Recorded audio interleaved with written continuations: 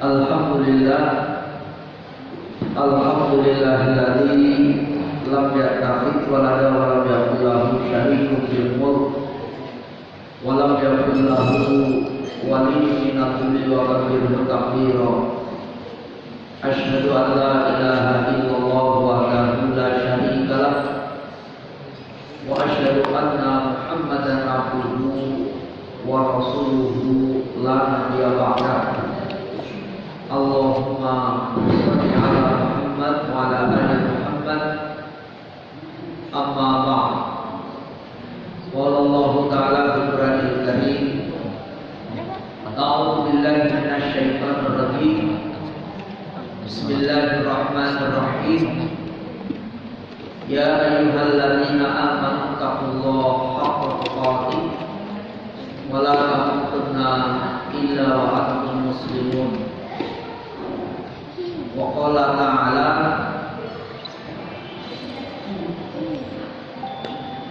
wasari'u ila maghfiratin min rabbikum wa jannatin 'arduha as-samawati wal ardu u'iddat lil muttaqin. Al-ayat sadaqallahul azim. Bapak Ibu yang dirahmati Allah, kita bersyukur kepada Allah Subhanahu wa taala pada kesempatan yang berbahagia ini kita masih diberikan begitu banyak nikmat oleh Allah sehingga masih kita dapat hadir di tempat yang mulia ini dalam rangka untuk mengkaji ayat-ayat Allah, terutama menjelang memasuki bulan Ramadan. Insyaallah kita akan mengkaji dengan berkaitan persiapan kita di bulan Ramadan yang saat ini kita sampai kepada pertengahan atau sebagian teman-teman kita menyebutnya dengan nisfu Sya'ban. Nisfin atau nisfu itu artinya pertengahan, Sya'ban itu artinya ya bulan Sya'ban. Biasanya sebagian dari saudara-saudara kita melaksanakan ritual aktivitas, terutama kemarin malam, yaitu malam nisfu Sya'ban ya, dengan berbagai kegiatan, amalan-amalan yang dia yakini mampu membawa dia kepada kemuliaan dengan amalan-amalan itu. Bahkan ada yang meyakini ketika membaca surah Yasin yang pertama akan panjang umur. Yasin yang kedua rizkinya tambah banyak. Yasin yang ketiga mudah jodoh gitu ya. Nah oleh sebab itu ini yang mereka yakini. Itu silakan saja karena itu hak untuk melaksanakan amal-amal ibadah gitu ya. Ya walaupun kalau kita ingin menilik berbagai dalil yang sahih, tentu Rasul tidak pernah melakukan. Makanya saya menyebutnya dengan istilah tradisi begitu ya, kebiasaan. Kalau yang namanya tradisi itu ya tentu tidak semua orang Islam melakukan. Tapi kalau syariat mesti melakukan. Misalnya sholat itu syariat karena memang dari Allah dan Rasul dan semua Islam, umat Islam melakukan. Shaum Ramadan itu syariat ya karena memang itu diperintahkan bahkan wajib. Jadi Bapak dan Ibu ya mestinya kita sudah semakin cerdas, semakin piawai dalam menawarkan amal-amal itu. Jangan sampai juga kita tentu bergelut dengan kesia-siaan. Nah oleh sebab itu maka tradisi, kalau bicara tradisi banyak. Kemarin sudah saya sampaikan di bulan Sya'ban ini subuh tradisinya luar biasa. Ada yang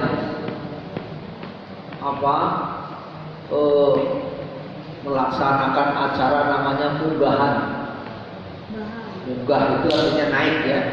Berarti agar semakin dia naikkan motivasi dia di dalam menjalankan amal-amal itu. Ada yang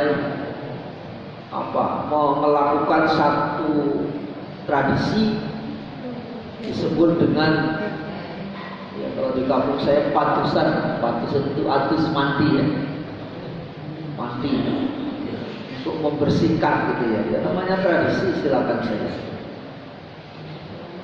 Ada lagi yang tentu seolah-olah melakukan ziarah kubur di bulan ini lebih mulia dibanding dengan bulan-bulan lain. Padahal ziarah kubur kapanpun ya silakan saja, tidak ada yang lebih istimewa, tidak ada yang lebih mulia dibanding dengan bulan-bulan yang lain. Jadi ini yang mesti harus kita tahu sehingga kita tidak salah di dalam menjalankan amalan-amalan. Ya tentu kalau kita niat mau ziarah ya silakan saja. Tapi bukan karena bulan Sya'ban inilah menjadikan nilainya lebih tinggi ya. Karena Rasul tidak pernah mengungkapkan hal itu. Jadi ketika Rasul tidak pernah menyampaikan hal itu ya kita jangan mengada-ada. Maksudnya ziarah kapanpun itu ya silakan saja asal sesuai dengan syariat Islam. Nah oleh sebab itu kalau berkaitan dengan tradisi tentu sesuai dengan daerahnya masing-masing, sesuai dengan adat kepercayaannya masing-masing. Tapi kalau syariat itu yang mencontohkan Rasulullah dan itu yang diamalkan oleh orang-orang yang beriman gitu. Pertanyaan kita kemudian adalah bagaimana Rasulullah menganjurkan kita ketika menghadapi bulan Ramadan. Apa yang sebaiknya kita lakukan? Yang pertama, Rasul menganjurkan dan ini bahkan perintah Al-Quran gitu ya. Kita disuruh menyambut kedatangan bulan Ramadan itu dengan gembira. Ini perintah agama. Sebagaimana di dalam Al-Quran surah 10 yaitu surah Yunus ayatnya 58. Allah Subhanahu wa taala berfirman, A'udzu billahi minasyaitonir rajim. Qul bi fadlillahi wa bi rahmatihi fabidzalika falyafrahu huwa khairun mimma yajma'un. Qul katakanlah bi fadlillahi dengan karunia Allah atau dengan fadilah gitu ya. Atau keutamaan sering diartikan begitu. Wa bi rahmatihi dan dengan rahmatnya. Yang dimaksud fadilah dan rahmat ini apa? Ayat sebelumnya karena menjelaskan tentang datang dan turunnya Al-Quran. Makanya ya ayyuhan nasu qad ja'atkum mau'izatun mir rabbikum wa syifaa'un lima fis sudur wa hudan wa rahmatul lil mu'minin. Itu ayat sebelumnya. Ya ayyuhan nas, wahai segenap manusia, qad ja'atkum mau'izah. Sungguh telah datang kepada kalian mau'izah, pelajaran. Mir rabbikum, pelajaran dari Rabbmu. Yang dimaksud di situ adalah ayat Al-Quran. Wa syifaa'un lima fis sudur, dan ini nanti akan menjadikan Quran itu menjadi syifa, obat penyembuh lima fis sudur, apa yang ada di dalam dada dan hati kita. Wa hudan wa rahmah, dan menjadi petunjuk dan menjadi rahmat bagi orang-orang yang beriman. Jadi ayat ini sedang menjelaskan tentang datangnya Al-Quran atau waktu datangnya Al-Quran. Itulah disebut dengan Lailatul Qadar. Nah, oleh sebab itu dengan datangnya Al-Quran, maka ini menjadikan sesuatu yang utama dan menjadikan ini rahmat. Bapak Ibu, bulan Ramadan sebelum datangnya Al-Quran artinya biasa saja. Sebelum turunnya Al-Quran, bulan Ramadan biasa-biasa saja. Tapi begitu Al-Quran turun di bulan Ramadan, maka bulan Ramadan itu menjadi mulia. Bahkan disebutnya Ramadan itu Sayyidus Syuhur, sebagai penghulunya bulan. Itu karena apa? Bukan semata-mata Ramadannya, karena diturunkannya Al-Quran. Maka dari itu ketika itu datang, ketika bulan Ramadan itu muncul gitu, yang di dalamnya diturunkan Al-Quran, peristiwanya namanya Nuzulul Quran pada tanggal 17 Ramadan sekian abad yang lalu, dan juga pada setiap tahun malamnya itu juga disebut dengan apa? Malam Lailatul Qadar, gitu ya. Nah, oleh sebab itu dengan karunia Allah dan rahmatnya itu hendaklah di situ fabidzalika falyafrahu, maka kalian itu bergembiralah. Itu berita Allah. Kita disuruh bergembira. Kenapa gembira, Pak? Yang sederhana jawabnya ya gembira, Pak. Orang mau dapat tunjangan hari ribut gitu ya, tunjangan hari raya itu gembira, ya silakan. Dagangannya laku, kuenya laris, apalagi.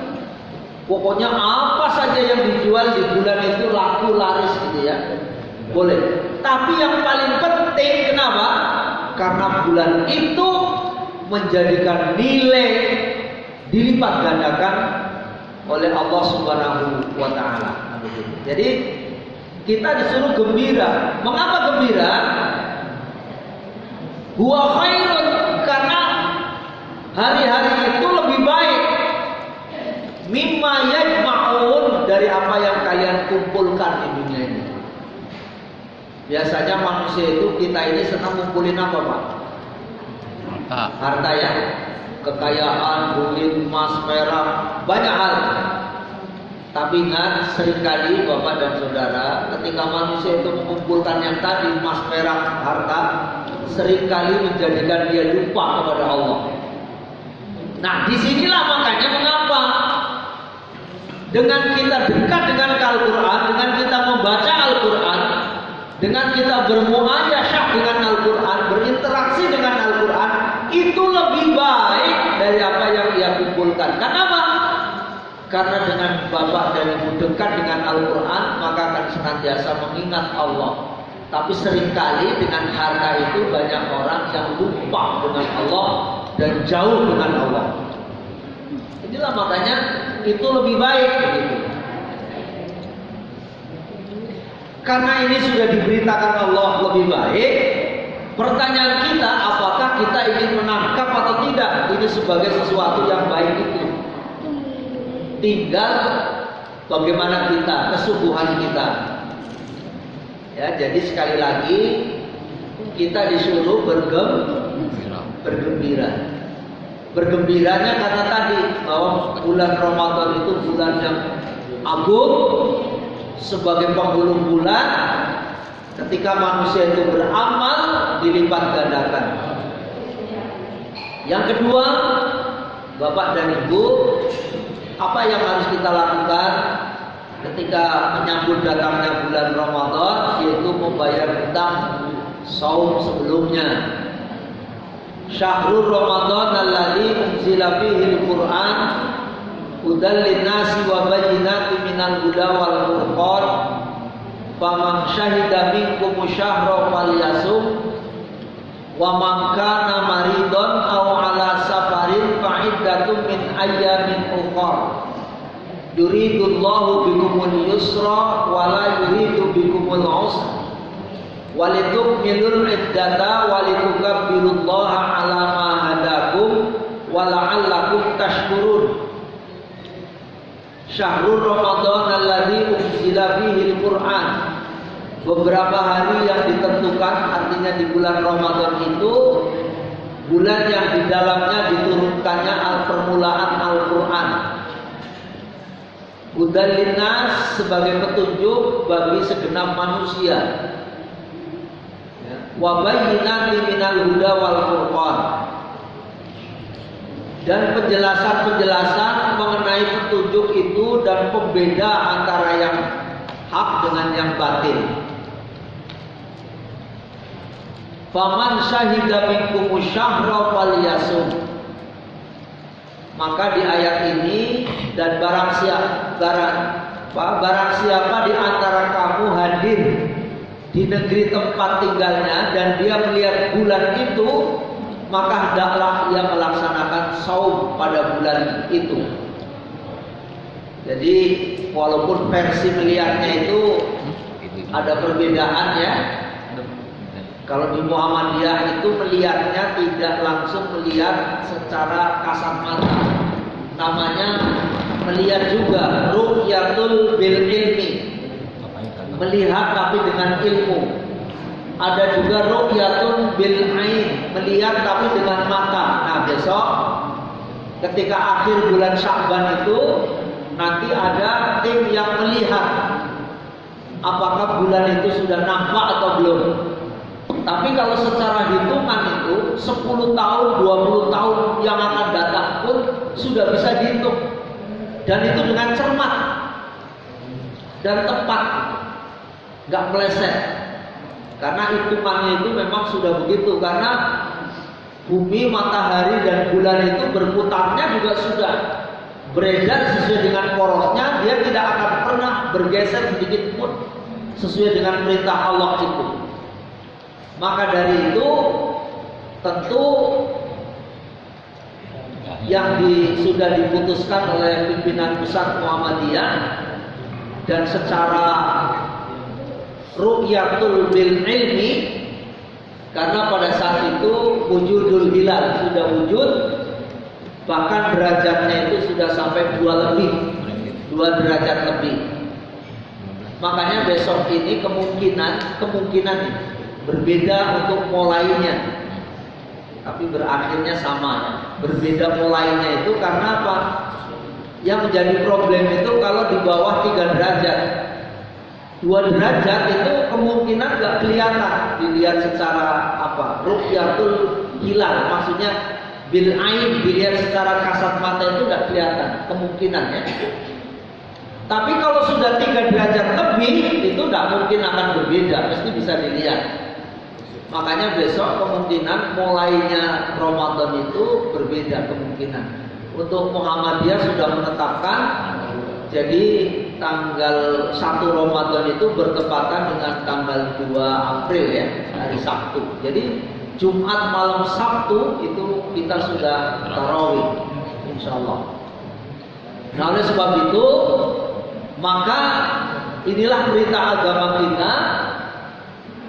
Di dalam penjelasan ayat ini juga, ya, wa man kana maridon aw ala safarin fa'iddatun min ayyamin ukhra. Maka barang siapa yang sakit atau dalam perjalanan sehingga dia berbuka, maksudnya tidak puasa, tidak saum, maka wajiblah baginya berpuasa sebanyak hari yang ditinggalkannya. Maksudnya disuruh menggantinya tentu bukan di bulan Ramadan. Nah, hari ini masih ada waktu bagi bapak dan ibu, jangan sampai nanti sudah memasuki bulan Ramadan besok tapi masih punya utang. Itulah yang dikritik oleh Rasulullah. Suatu saat sahabat tanya, wahai Rasul, sementara sudah mau memasuki bulan Ramadan, sementara saya masih punya utang, bagaimana ya Rasul? Maka Rasul tanya sama orang itu, bagaimana kamu kalau punya utang sama saudaramu, sama kawanmu, kamu sementara masih punya utang tapi mau minta utang lagi, gimana? Ya nggak enak ya Rasul. Kepada manusia aja nggak enak, apalagi kepada Allah begitu. Jadi maksudnya ketika kita sudah mau melaksanakan saum Ramadan besok, itu harusnya Ramadan yang lalu ini sudah selesai urusannya. Jangan sampai masih punya utang. Makanya ini yang kemarin merasa masih punya utang, segera dan segera, ya segera dibayar, ditunaikan. Maka ya tentu ini menjadikan tanggung jawab dan kewajiban orang itu. Yuridullahu bikumul yusra wala yuridu bikumul usra. Maka Allah menghendaki kemudahan bagimu dan tidak menghendaki kesulitan bagimu. Betapa memang agama Islam ini agama yang fleksibilitasnya itu tinggi, fleksibel, dan biasa diamalkan oleh siapapun. Jadi makanya agama Islam itu sungguh luar biasa, sehingga diberikan kemudahan-kemudahan oleh Allah. Tapi jangan lantas karena diberi kemudahan dimudah-mudahkan, itu nggak boleh. Yang dimaksud dimudah-mudahkan itu bagaimana? Sesuatu yang mestinya, misalnya padahal kita mampu melaksanakan saum, tapi pura-pura kita nggak mampu, mendingan kita saum saja. Maksudnya gini, ketika bapak ibu bepergian, kalau memang itu adalah ya udah saum saja, mengapa tidak? Nah oleh sebab itu, maka disinilah menjadi hal yang penting dalam memahami tentang ibadah kita. Karena apa? Kalau kita sudah terbiasa untuk udah nanti gampanglah dibayar utangnya. Biasanya kalau sudah numpuk-numpuk ini menjadikan segan, menjadikan enggan. Makanya lebih baik ya udah kerjakan pada waktunya, itu yang terbaik. Walaupun ketika ibu-ibu lagi datang bulan, itu memang wajib adanya untuk mengikuti perintah Allah. Justru kalau ibu saum berarti ingkar. Pahalanya ibu kenapa? Ibu berpahala karena taat kepada Allah. Taatnya di mana? Ya ketika dalam keadaan datang bulan nggak boleh melaksanakan sholat, nggak boleh melaksanakan saum. Ketika datang perintah Ramadan itu, ini karena datang bulan, maka ketika ibu nggak menjalankan itu, pahalanya ya di situ. Pahalanya di mana? Ya ketaatannya itu. Justru kalau ibu melaksanakan malah ya berdosa gitu ya. Nah, oleh sebab itu Allah menghendaki itu adalah kemudahan. Maka mari saya mengingatkan kepada bapak dan ibu, kalau ada yang kemarin masih punya utang, segera selesaikan. Yang berikutnya adalah memperbanyak saum sunnah. Dari Abu Salamah bahwa Aisyah radhiyallahu anha menceritakan kepadanya, katanya Rasulullah Shallallahu Alaihi Wasallam tidak pernah melaksanakan saum yang lebih banyak dalam bulan kecuali bulan Sya'ban. Yang beliau melaksanakan saum di bulan Sya'ban seolah-olah dia seluruhnya, seolah-olah ya. Padahal kan kalau melaksanakan saum di bulan lain kecuali bulan Ramadan nggak boleh kita full saumnya. Misalnya di bulan Sya'ban saum sebulan full saum terus, itu nggak boleh. Kecuali bulan Ramadan. Hanya di sini Rasulullah itu lebih banyak saumnya, saum sunnah maksudnya dibanding dengan bulan-bulan yang lain. Beliau bersabda, lakukanlah amal-amal yang kalian sanggup melaksanakannya, karena Allah tidak akan berpaling dalam memberikan pahala sampai kalian yang lebih dahulu berpaling dari mengerjakan amal. Dan sholat yang paling Nabi SAW cintai adalah Sholat yang dijaga kesinambungannya sekalipun sedikit. Dan beliau bila sudah biasa melaksanakan sholat atau sunnah, beliau menjaga kesinambungannya. Hadis riwayat muttafaqun alaih, artinya diriwayatkan oleh Bukhari dan Muslim, dan ini adalah sahih. Nah, oleh sebab itu maka kita disuruh memperbanyak saum sunnah. Nah, saum sunnah ini di bulan Sya'ban ya silakan. Seperti bulan-bulan yang lain, gak ada perintah khusus saum. Tapi perintahnya ya tetap saum sunnahnya Senin Kemis, Daud, apalagi Ayamul Bid dan lain sebagainya ya. Saum-saum yang seperti itu, jangan suka menambah-nambah yang memang Rasul gak mencontohkannya. Walaupun demikian, kita disuruh melaksanakan saum sunnah lebih banyak di bulan Sya'ban ini, tetapi nanti dilarang saum sehari sebelum Ramadan. Qala Rasulullah sallallahu alaihi wasallam, la taqaddamu Ramadana bisaumi yaumin wala yaumaini illa rajulun kana yasumu sauman falyas. Rasulullah sallallahu alaihi wasallam bersabda, janganlah kalian itu mendahului Ramadan dengan melaksanakan saum sehari atau 2 hari ya, belumnya. Jadi misalnya besok mau Ramadan ya, hari tadi itu nggak boleh melaksanakan saum, itu dilarang ya.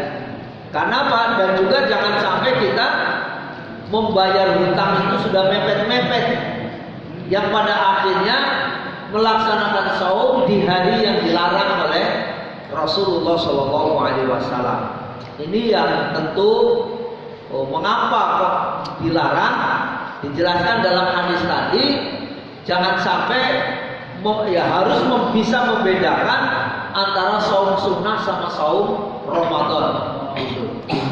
Nah, oleh sebab itu maka sekali lagi dilarang melaksanakan saum sehari atau 2 hari sebelum masuk bulan Ramadan. Tapi yang setelahnya, yang kesana sebelumnya, tentu kita dibolehkan itu. Yang keempat adalah kita disunahkan untuk berdoa kepada Allah. Jadi ketika memasuki bulan Ramadan nanti, begitu masuk waktu maghrib, an Abi Umar qala, kana Rasulullah sallallahu alaihi wasallam idza ra'al hilala qala, apabila melihat hilal, maksudnya kita sudah tahu bahwa besok melaksanakan saum, maka doanya diawali dengan Allahu Akbar, diawali dengan takbir Allahumma ahliha alaina bil amni wal iman was salamati wal islam wat taufiqi lima yuhibbu rabbuna wa yarda rabbuna wa rabbukallah. Dari Ibnu Umar, dia berkata, bila Rasulullah melihat hilal, dia berkata, Allah Maha Besar, Allahu Akbar. Ya Allah, jadikanlah hilal ini bagi kami membawa keamanan, keimanan, keselamatan, keislaman, dan taufik kepada yang dicintai Rob kami dan diridhoinya. Rob kami dan Robku atau hilal adalah Allah yang dimaksud. Jadi inilah salah satu doa ya, salah satu doa ketika memasuki bulan Ramadan. Ada doa lain yang berbunyi Allahumma salimni ila Ramadan wa sallimli Ramadana wa tasallamhu minni mutaqabbalan. Ya Allah, antarkanlah aku hingga sampai bulan Ramadan, dan antarkanlah Ramadan kepadaku, dan terimalah amal-amalku di bulan Ramadan. Yaitu salah satu doa seperti itu juga boleh. Karena apa? Untuk lebih memotivasi kita di dalam menjalankan siam Ramadan. Yang berikutnya adalah yang kelima, persiapan namanya iqdad. Ya tentu untuk menyambut kedatangannya bulan Ramadan itu baik iqdad atau persiapan secara mental, ya. Iqdadun nafs secara mental, ya, karena kalau mentalnya nggak siap itu melaksanakan ibadah sekecil apapun menjadi berat. Tapi kalau mentalnya sudah kuat, sudah baik, seberat apapun ya serasa ringan, mudah gitu ya. Karena apa? Mental ini menjadi penting. Karena kalau makanya gini Pak, kalau ada orang yang mentalnya tempe, apa maksudnya? Mental tempe itu kan sore dele, esok tempe, gitu maksudnya Pak. Mudah berubah dan mudah hilang, semangatnya mudah hilang. Jadi semangat yang dimaksud di sini berkaitan dengan mental kita itu, motivasinya kalau karena Allah maka menjadi jiwanya kokoh, gitu, kuat, sehingga apapun yang akan dihadapi oleh dia dengan tenang hadapi. Yang kedua adalah iqdadul ilmi, persiapan ilmu, ya, seperti ini nih. Makanya Rasulullah itu biasa ketika akhir bulan Sya'ban, Rasulullah itu memberikan pembekalan kepada para sahabat. Ibu bapak, Rasulullah itu melaksanakan saum Ramadan itu hanya kurang lebih 7 atau 9 kali ya. Karena perintah saum Ramadan itu tahun 2 Hijriah, Rasul wafat tahun 9 atau 11 Hijriah, sehingga praktis beliau itu hanya 9 kali atau 7 kali melaksanakan saum. Tapi apa yang terjadi? Keberhasilannya itu begitu luar biasa. Ya, kita ya umat sekarang itu melaksanakan saum sudah berapa kali? Banyak ya, udah puluhan, bahkan 20-an, 30-an kali. Apa perubahannya dalam diri kita? Ini yang perlu dipertanyakan. Nah, oleh sebab itu, kenapa? Ini tergantung dari iqdadnya, persiapannya seperti apa. Ya, persiapannya seperti apa? Makanya ketika orang mau tanding itu mesti lebih lama latihannya, lebih lama apa latihannya. Kalau tandingnya sebentar. Kalau main bola berapa Bu? Pak, ibu nggak tahu ya. Tapi ada juga ibu yang hobi nonton bola ya. Tapi itu kalau ibu nonton bola ramenya luar biasa, teriak-teriak. Golnya belum, teriaknya udah kali-kalinya.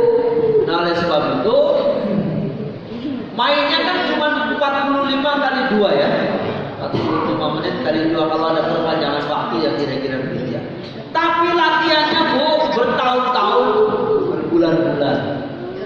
Kita seharusnya begitu. Makanya Rasulullah itu sukses di dalam menghadapi bulan Ramadan karena apa? Persiapannya begitu hebat.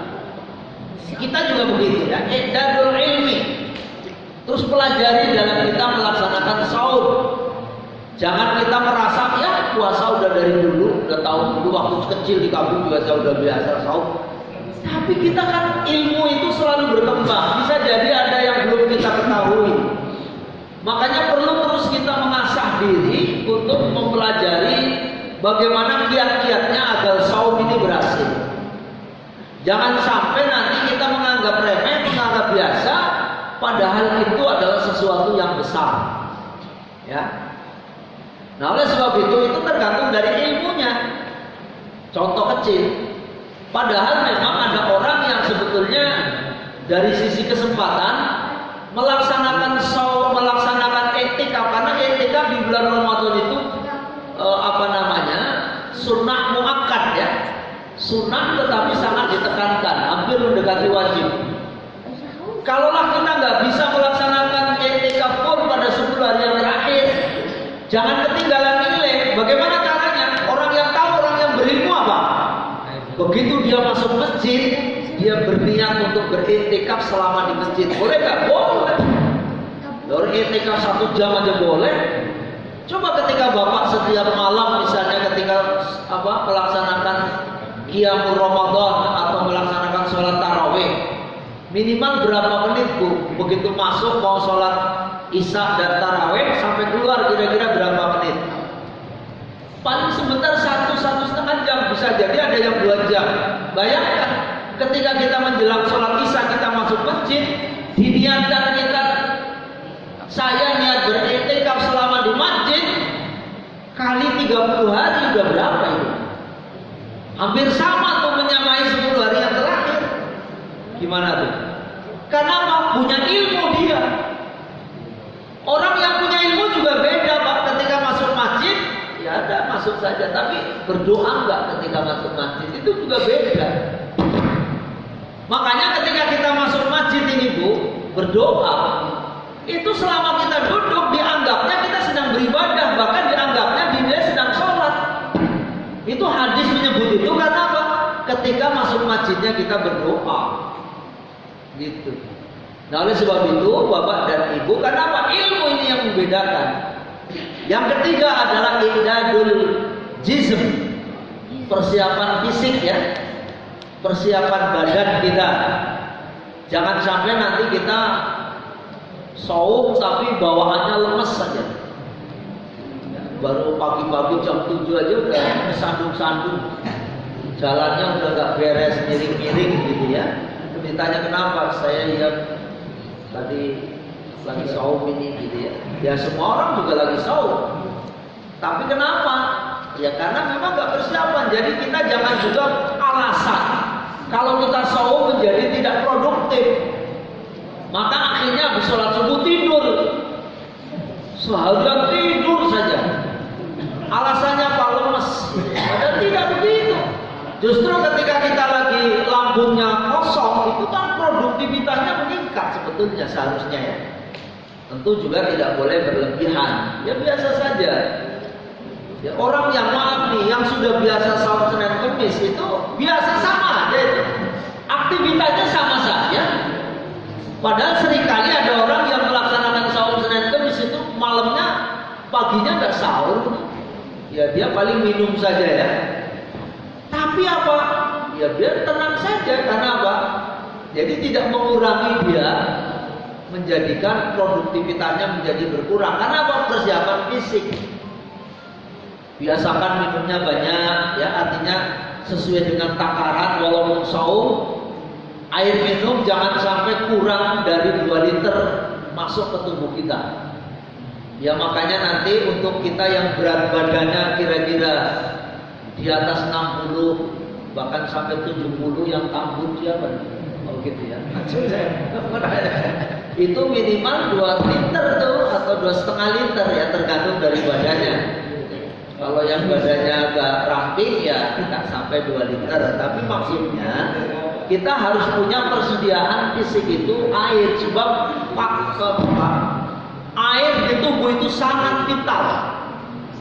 Karena memang tubuh manusia itu 70%, bahkan ada yang menyebutnya 80% itu air. Kalau kekurangan air akan terjadi dehidrasi. Dehidrasi apa? Mungkin kita nggak langsung terasa, tapi organ tubuh kita ini banyak yang rusak. Ginjalnya rusak, apalagi ya kalau ibaratnya mobil kalau sudah olinya nggak benar itu kan pada gesek-gesekan, artinya pada rusak ya. Nah oleh sebab itu minum mesti harus banyak minum. Nah, yang bersepeda itu banyak minum juga. Jadi ya. Sepeda. Ya berarti banyak minum. Kalau enggak ya udah dehidrasi, bisa pingsan. Nah oleh sebab itu ini persiapan fisik. Dan juga nanti i'dadul mal. Mari kita siapkan infak terbaik di bulan Ramadan. Karena apa? Afdhalus shadaqah di Ramadan. Sebaik-baik sedekah adalah di bulan Ramadan. Maka siapkan keuangan kita untuk apa? Ya banyak berinfak di bulan Ramadan. Bukan berarti bulan yang lain gak baik, tetapi bulan Ramadan ini tentu yang lebih baik. Jangan sampai nanti kita menjadi orang yang menyesal. Karena apa? Ketika manusia diberi kesempatan bisa melakukan sesuatu dan diambil, maka terjadi sebuah penyesalan. Karena Pak, Ibu, harta yang sesungguhnya itu bukan harta yang disimpan, bukan yang di bank, bukan yang di kantong, bukan. itu bisa menjadi milik orang lain.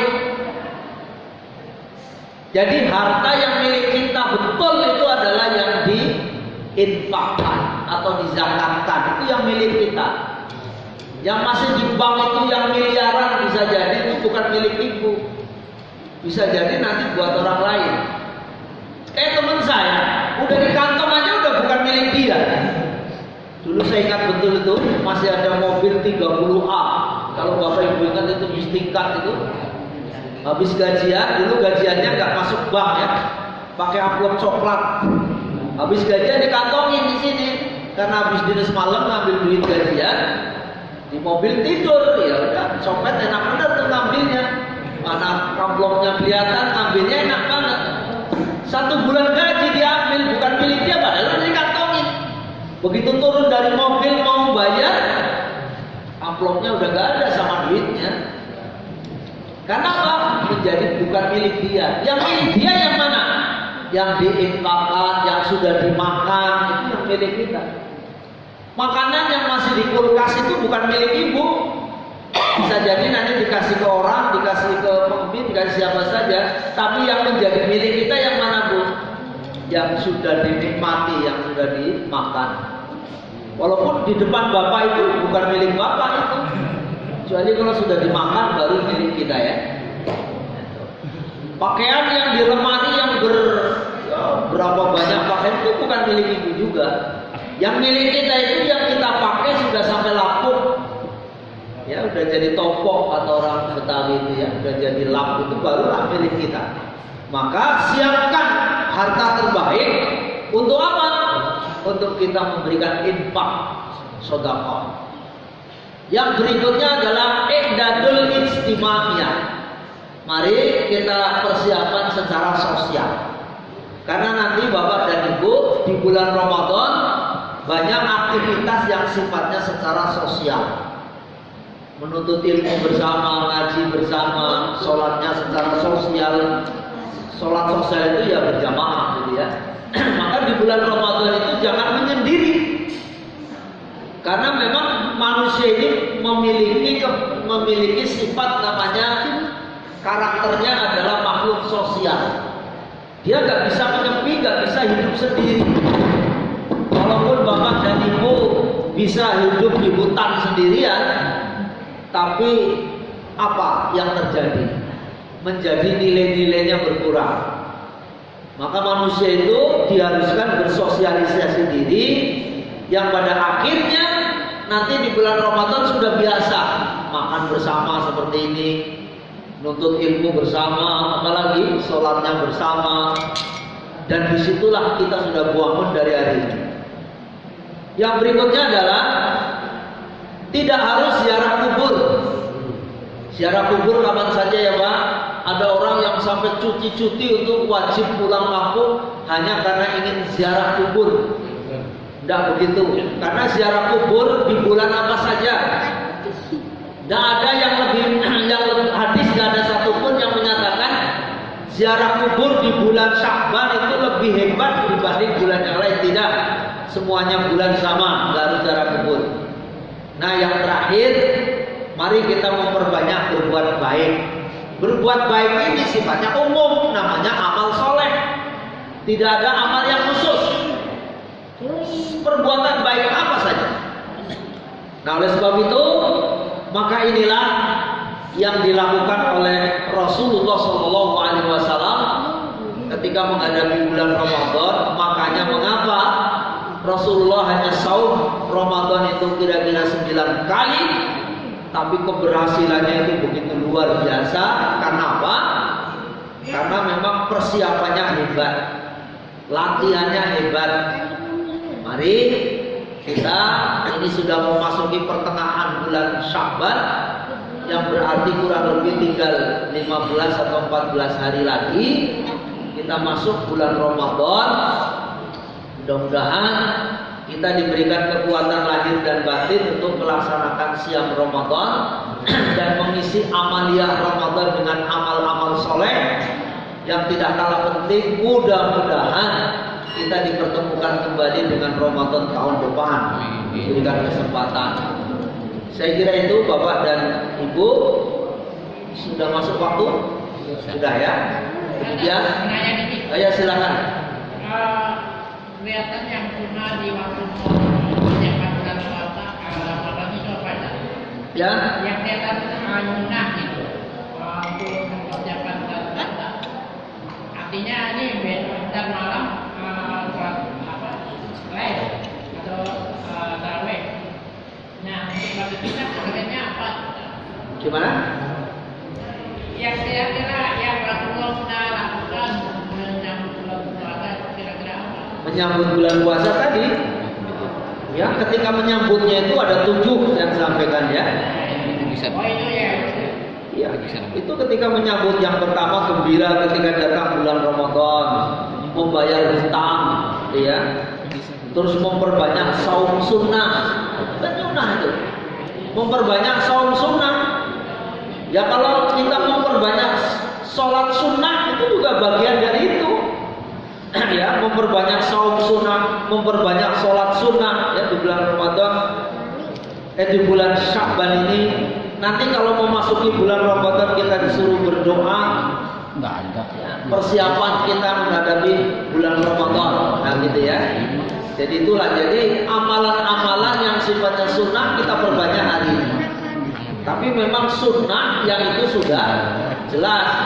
Yang mulai dari sholat malam, sholat tahajud itu kan sudah jelas itu, nggak diragukan lagi. Saum, Senin Kemis, apalagi Ayamul Bid, saum Daud itu kan jelas sudah, nggak usah nyari-nyari yang lain.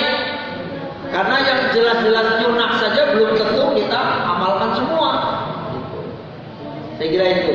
Nah, makanya gini dah, kita malam kan tarawih. Ya. Kata orang harus mandi besar atau mandi kembang atau kemana? Tidak ada, itu kan tradisi. Tadi sudah saya sampaikan di muka kan di awal. Yang namanya mandi kembang, munggahan itu tradisi. Yang namanya mandi balimau itu tradisi, itu tempatnya Buati. Mandi balimau, apalagi patusan di kampung saya. Munggahan itu tradisi, bukan agama. Makanya tadi di mukadimah saya sudah sampaikan, bedakan antara syariat dan adat. Ya kalau adat ini ya tidak mendatangkan nilai, ya biasa saja melakukannya karena apa? Tapi kalau ibadah itu menjadikan bernilai. Ya ada nyadran itu kumpul bareng, saling memaafkan, itu tradisi, bukan syariat. Nanti makan tumpeng, macam-macam ya. Makan apem, ya kebiasaannya. Apem itu ampun bahasa Arab ya. Saling memaafkan itu tradisi. Sekali lagi itu tradisi, bukan syariat. Itu di daerah banyak, Ya nggak tahu di Jakarta ada apa enggak? Ada ya, ada juga. Saya kira itu Bapak dan Ibu, mudah-mudahan yang sebelum ini bisa menjadikan renungan buat kita semua. Ya Bu, silakan Bu. Ya? Gak ada. Rasul tadi di mukadimah sudah saya sampaikan, itu tradisi, itu bukan dari Rasulullah. Makanya karena itu tradisi, tidak semua orang melakukan. Tidak semua masjid menjalankan. Kalau ditanya Rasulullah mengerjakan apa enggak? Tidak ada satu pun hadis yang menyebut Rasulullah melakukan amalan khusus di malam nisfu Sya'ban tadi. Ya, tidak ada. Baca Quran atau baca Yasin sekian kali, sholat sekian rakaat, itu enggak ada. Itu tradisi ya. Jadi karena tradisi ya tidak semua orang melakukan. Dan itu bukan tuntunan Rasul, bukan dari Rasul. Saya kira itu. Mari kita akhiri dengan doa kafaratul majlis. Subhanakallahumma wa bihamdika asyhadu an la ilaha illa anta astaghfiruka wa atubu ilaik. Assalamualaikum warahmatullahi wabarakatuh.